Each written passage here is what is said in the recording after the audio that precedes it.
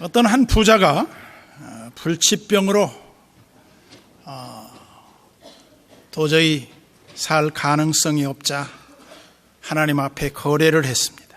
하나님, 제 병을 만약에 낫게 해주신다면 제 집을 팔아서 몽땅 다 바치겠습니다. 그런데 놀라운 기적이 일어났어요. 그가 깨끗이 씻음을 받고 치료가 됐는데, 문제는 하나님과의 약속을 어떻게 지킬 것이냐, 아까운 생각이 들었어요. 그래서 광고를 냈습니다.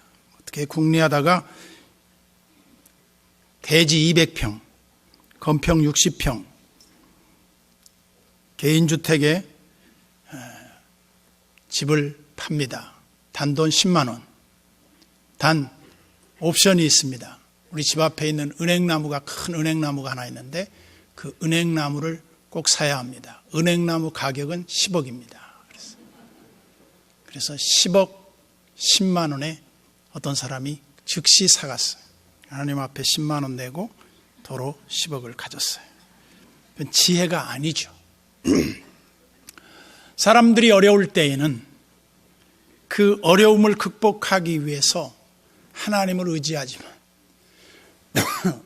상황이 호전되면 언제 그랬느냐는 듯이 하나님을 버려버리는 사람들이 있어요.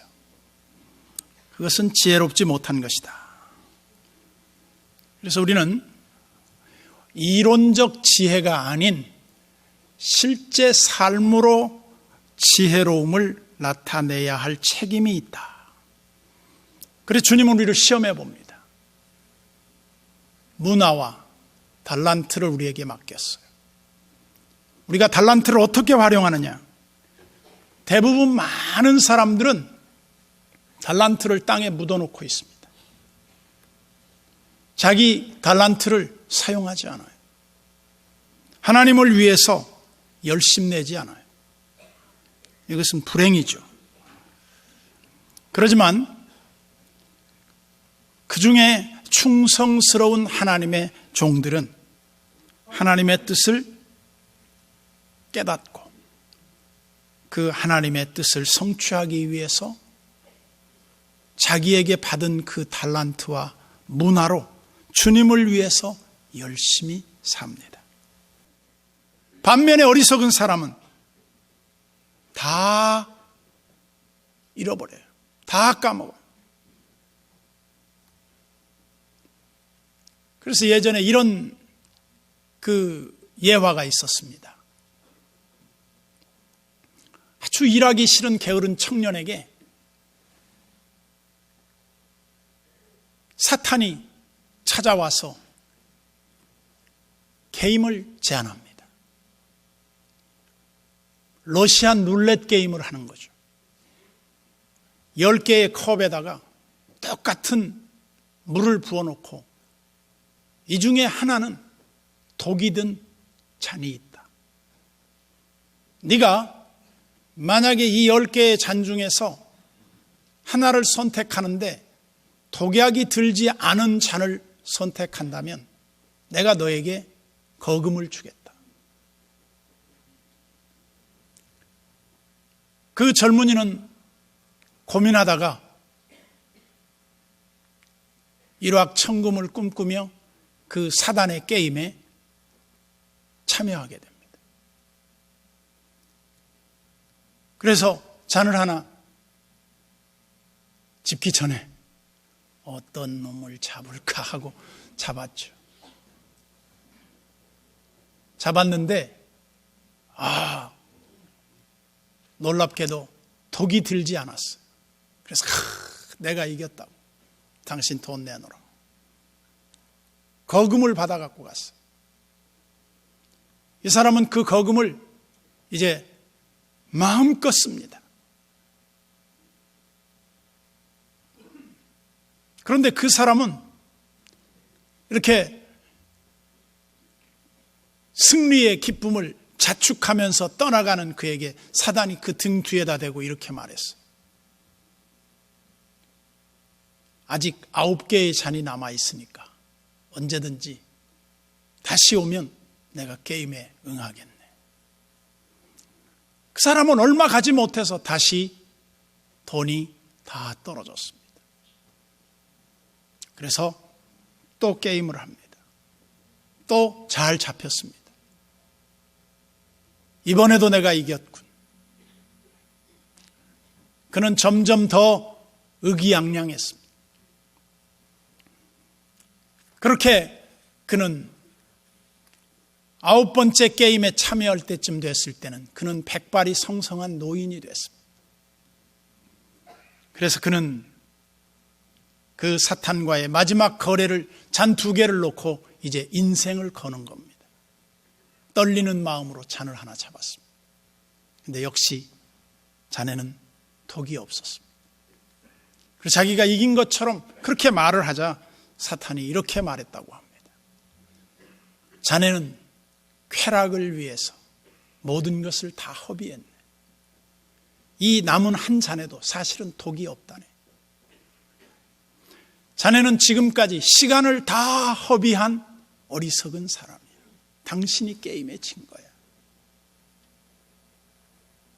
하나의 이야기에 불과하지만 우리는 어느 때는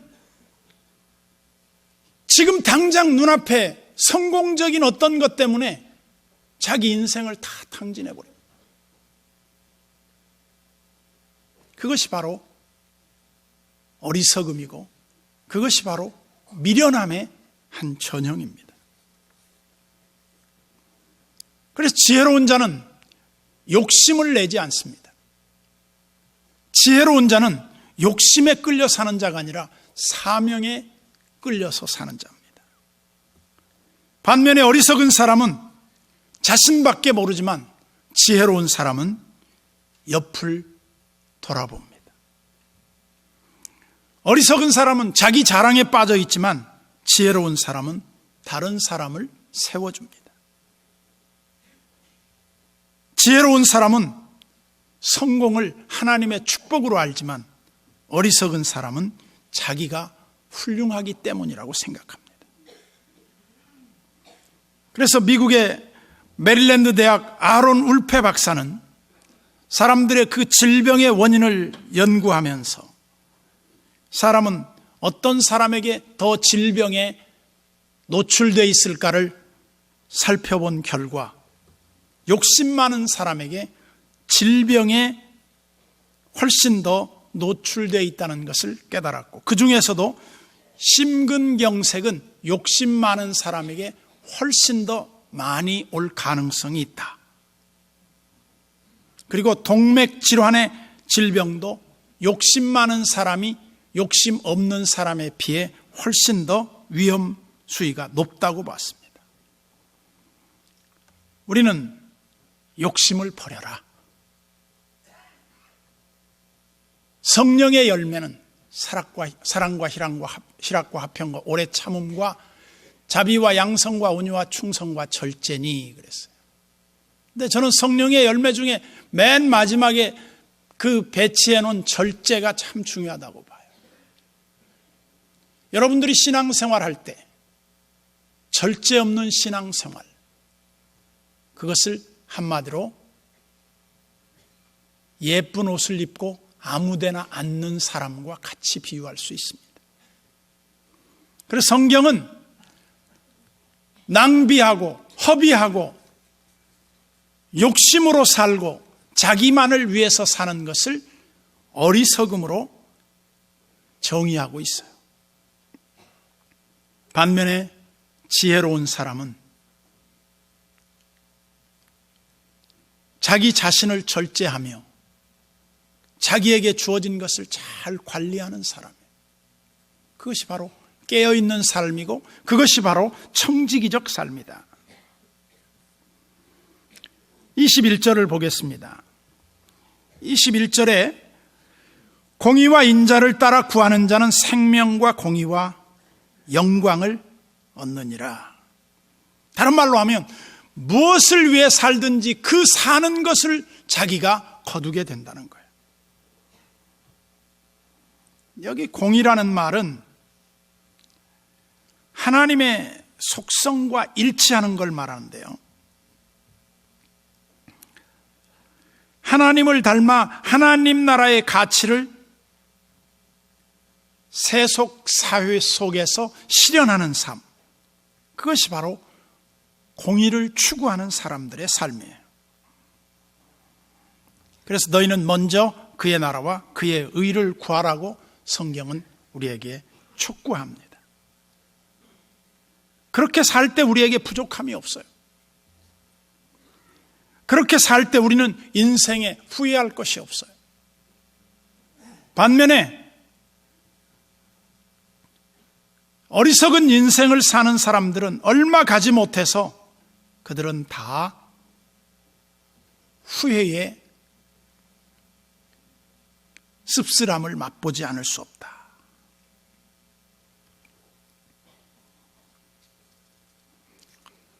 다윗은 시편 101편 1절에 그는 이제 왕의 등극을 하면서 아마 이렇게 고백한 것 같습니다.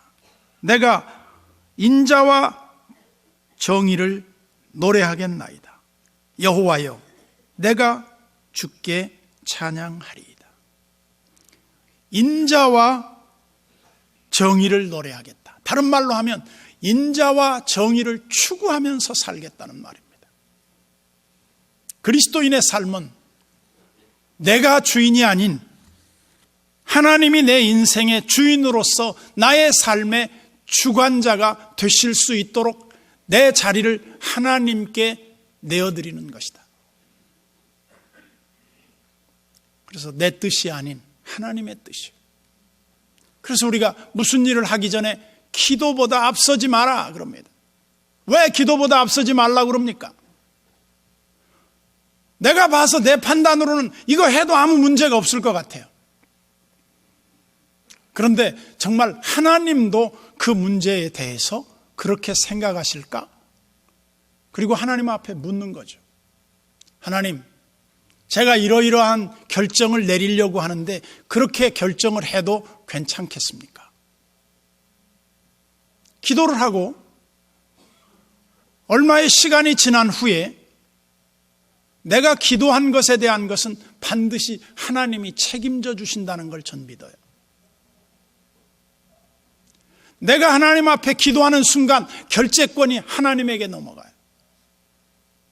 그러나 내가 만약에 결정을 하고 아무 기도도 안 하고 내 개인의 어떤 생각으로 어떤 일을 결정했다. 그 결정에는 위험 요소가 숨겨져 있다고 보면 돼요. 왜냐? 그것은 내가 주인이 되어 있기 때문이에요. 하나님의 통치 아래 있다고 하면서 하나님은 버려버리고 하나님의 자리에 내가 앉아 있는 거죠. 그것은 하나님 앞에 결코 후회 없는 결정이라고 말할 수는 없어요.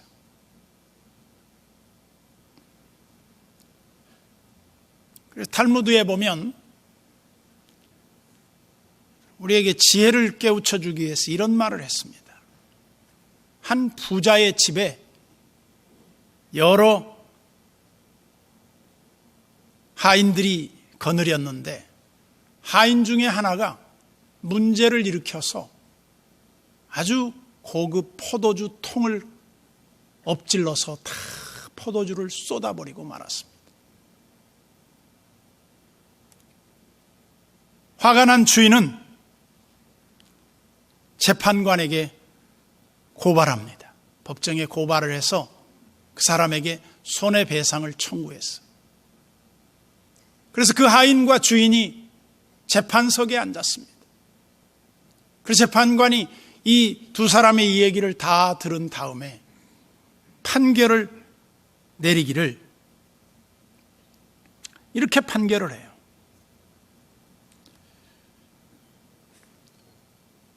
부자인 당신에게 랍비로서 재판관으로서 판결을 내립니다. 법은 당신의 편이요. 당신 일꾼은 마땅히 손해를 배상해야 하지만 그 사람은 배상할 능력이 없어. 당신은 부자이고 일꾼은 형편이 어려운데 내가 당신은 하나님을 경외한다고 들었소. 그러니 당신에게 법적으로 강요할 수는 없지만 당신이 자비를 베풀어서 그 사람에게 임금을 주면서 그 사람이 배상해야 할 것을 탕감해 주시기를 바라오. 당신은 경제적으로는 좀 손해가 날지 모르지만 영적으로는 부유해질 것이오. 만약에 일꾼을 당신이 용서한다면 하나님도 당신을 잘못해서 용서해 주실 것이오. 이 말을 듣고 부자는 더 이상 항의하지 않았습니다. 우리는 소탐대실이라는 말이 있어요. 작은 것을 얻지만 크고 작은 욕심 때문에 큰 것을 놓쳐버리는 때가 많아요.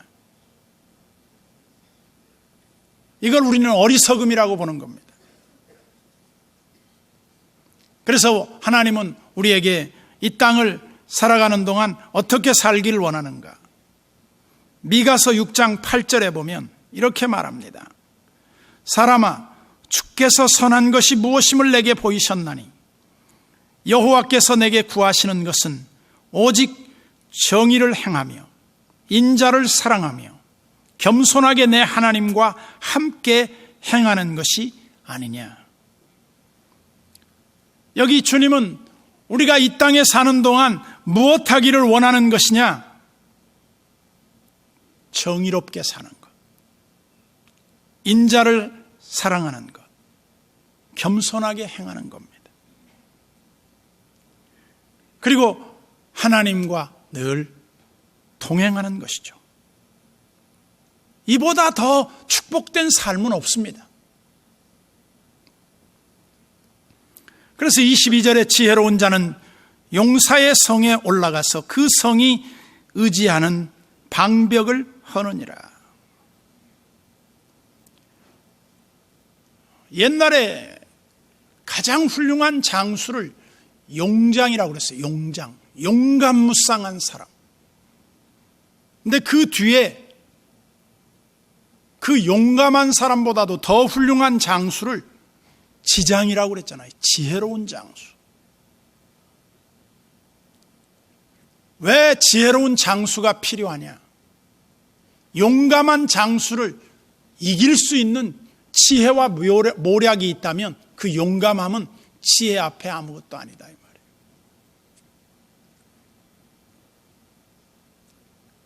그래서 성경에 보면 이런 예가 나옵니다. 전도서 9장 13절로 15절에 보면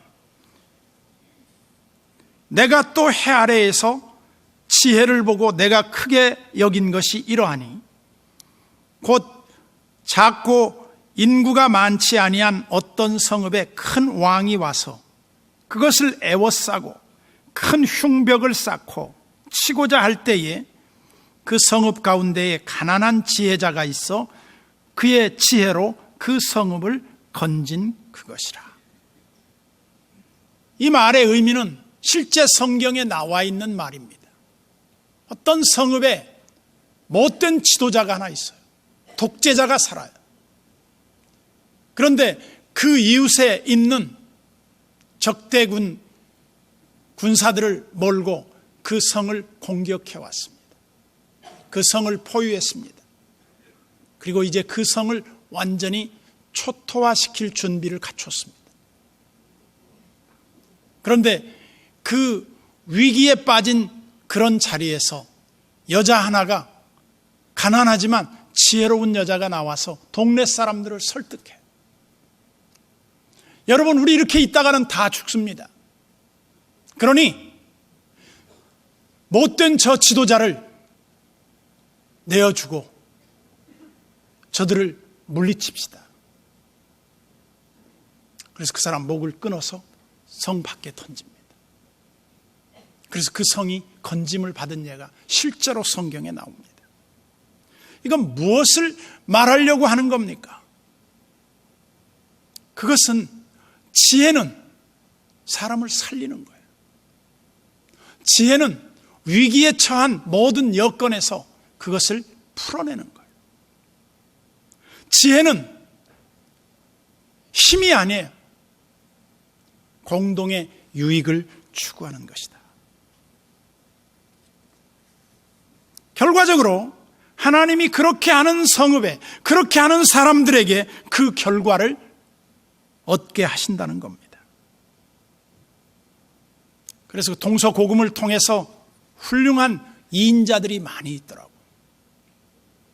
이인자들이 대부분 정치의 실세죠. 주나라의 문왕의 스승이었던 여상 태공망이 있었고요. 위나라의 조조를 보좌하며 난세를 평정하고 천하 패권 구도를 설계한 최고의 전략가 순욱이 있었고요. 한나라 유방의 책사 장량이 있었고요. 유비의 책사 제갈량이 있었고, 조선시대 태조 500년 조선왕조를 디자인한 정도전이 있었어요. 그리고 수양대군의 체제하에서 마음껏 요리를 했던 한명회라는 사람이 있습니다. 그런데 정도전이 훌륭한 조선을 디자인했지만 그가 실패합니다. 그 유일한 실패의 원인이 뭐냐? 욕심을 내려놓지 못했어. 모든 패인을 분석해 보면 욕심 때문에 망하는 사람들이 많다는 겁니다. 그래서 성경에는 삼가 탐심을 물리쳐라 그래요. 욕심을 버려라.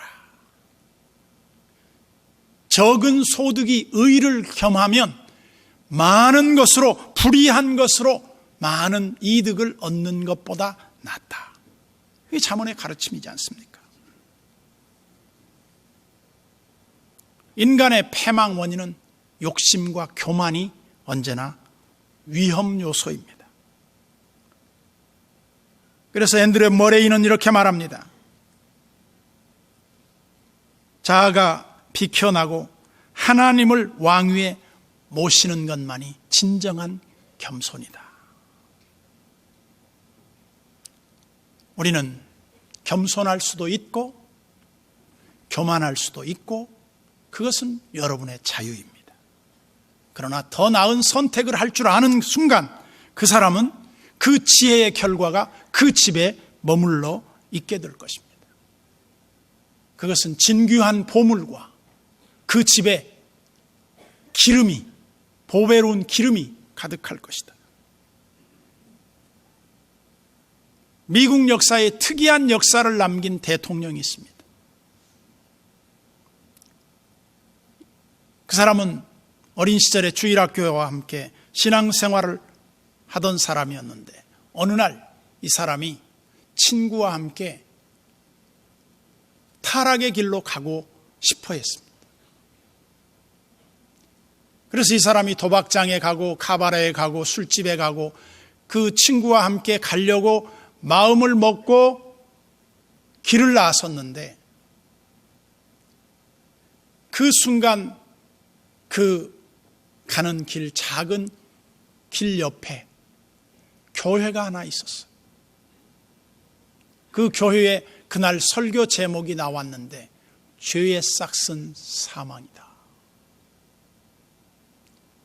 그 말을 듣는 순간 그 친구와 함께 나쁜 것을 하려고 가던 길에서 이 청년은 돌이킵니다. 그래서 친구에게 이렇게 말합니다. 내가 아무리 생각해봐도 내가 가야 할 때는 따로 있는 것 같다. 우리 같이 교회 가자. 무슨 소리야? 남자가 한번 마음을 먹었으면 실행에 옮겨야지.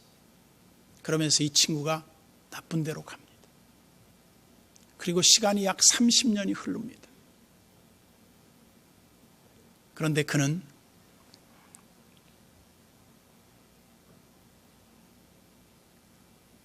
백악관에 들어갑니다.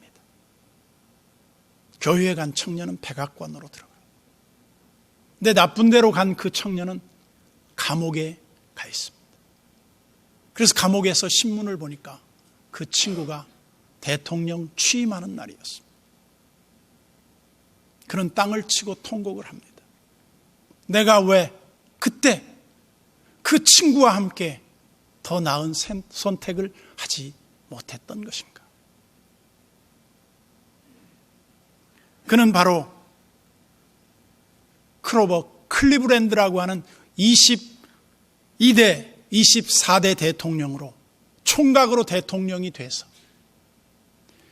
한 번 건너뛰고 두 번의 대통령을 지냈던 유일한 인물, 이 클리브랜드 대통령의 일화입니다. 그의 자전적 고백을 통하여 우리는 한 인생의 선택이 어떤 결과를 초래하는가를 보게 됩니다. 오늘 우리는 더 나은 선택을 할 줄 아는 지혜로운 하나님의 자녀들이기를 주님의 이름으로 축원합니다.